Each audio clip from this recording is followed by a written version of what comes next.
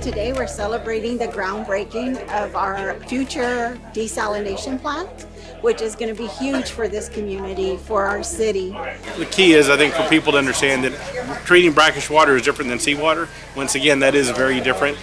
Whenever we use the term desalination, and it's a blanket statement, and when we first started doing this, people were thinking, hey, I know that's expensive because our neighbor Corpus Christi is looking at seawater. This is very different. Typically, seawater is kind of dual stage. Here it's one stage. We're pretty much finishing what you end up after our first stage of seawater desalination. You end up with water like we have down there.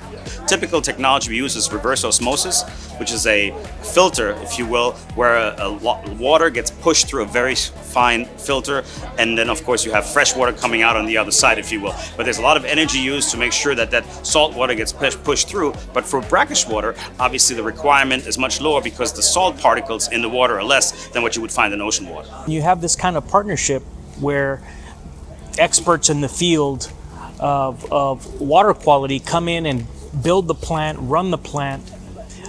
There is some seed money that the cities need, and the state should be able to provide that in the future.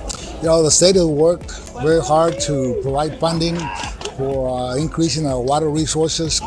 This public-private partnership here in Alice could certainly serve as a model for the rest of the state. We're looking forward to it. It's going to open up the doors for projects, for expansion, for economic growth, and just to have a water source for our community that is reliable, consistent, and we're not going to have to constantly be worried about droughts. How are we going to manage that? This is huge for our community.